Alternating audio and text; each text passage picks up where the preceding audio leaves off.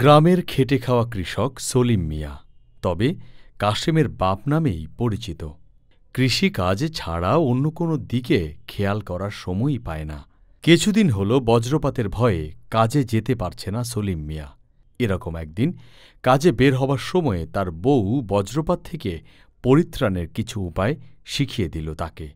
আর সত্যিই সেদিন এলো বজ্রপাত। সলিম মিয়া তার বউয়ের শেখানো উপায়গুলো ঠিকমতো পালন করল, আর সেদিনের মতো বেঁচে গেল বজ্রপাতের ভয়াল থাবা থেকে।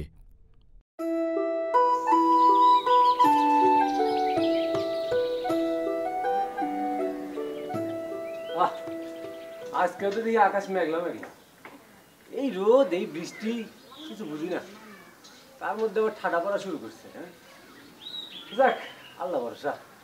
কই গো কাশেমের মা, কাশেমের মা, এই যে আমি যাইতেছি।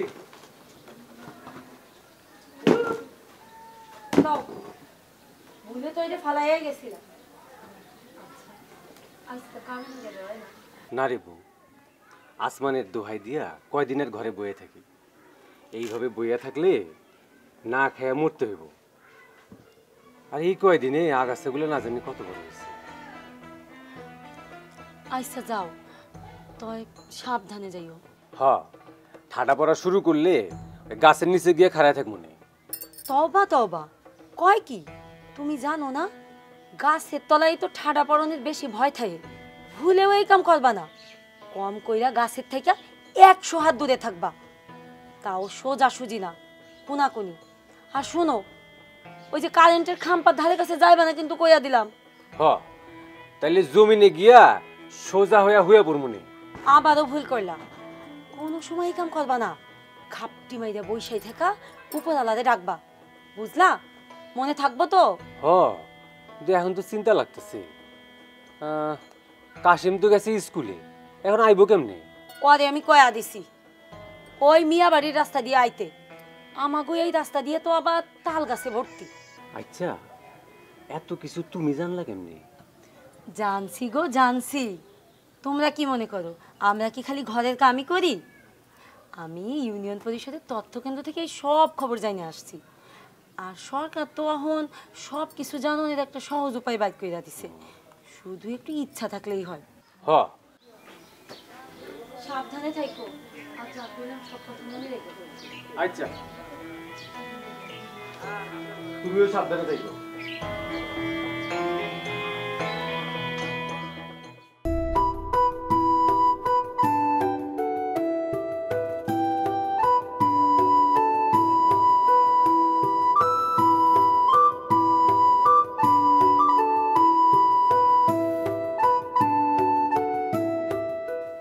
আরে পরান্দা নাকি? কই যাইতেছো? ও, গাঙে যাইতেছো বুঝি মাছ ধরতে? না, এই ঠাডা পড়ার দিনেও তোমার জিরন্তি নাই? কি আর করবো রে ভাই, খাইটা খাওয়া মানুষ আমরা, সবারই একই দশা। ঘরে বইয়া থাকার উপায় আমগো নাই। হ, ঝড় বাদলা ঠাডা পড়ার দিন তো, একটু সাবধানে থাকো। এইটা আর কই তৈব না, বিজলি পড়া মানে ঠাডা পড়া শুরু হইলে নৌকার সইয়ের ভিতরে গিয়া বইয়া থাকবো, আর পাটাদন থিকা একটু দূরে থাকলেই হইব। ভালো তো, তুমি তো সবই জানো। জাননের কি আর শেষ আছে? ওলার মায়ে মোবাইলে দেখাইলো আর কইলো আমাগো আবহাওয়া অফিস এখন মেলা আগাইয়া গেছে। হ, দেশ আগাইতেছে, সবাই সবকিছু জানতেছে। মনে হয় আমি খালি কিছু জানি না। হরে দাদা, উপায় মান জানা থাকলে উপরওয়ালার ইচ্ছায় কোনো সমস্যা হয় না। দাদা, আমি ঘাটের দিকে যাই। হ্যাঁ যাও, আমিও মাটির দিকে যাইতেছি। যাও যাও যাও।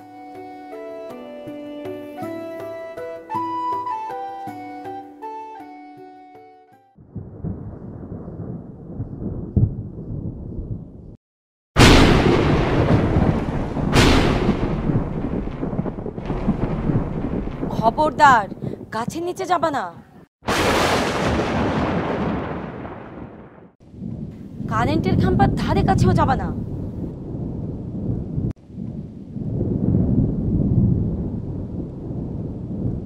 জমিনে শুয়ে পড়বা না, ঘাপটি মাইরা বসে থাকবা।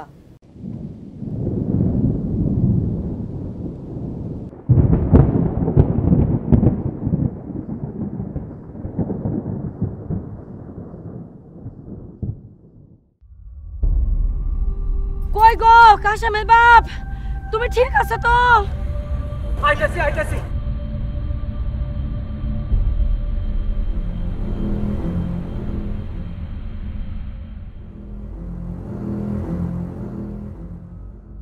বউ, তুমি যেভাবে কইছিলা আমি ওইটাই বজ্রপাতের সময় ঠিকঠাক মতো পালন করছি, এই জন্য এই যাত্রায় বাইসে গেলাম।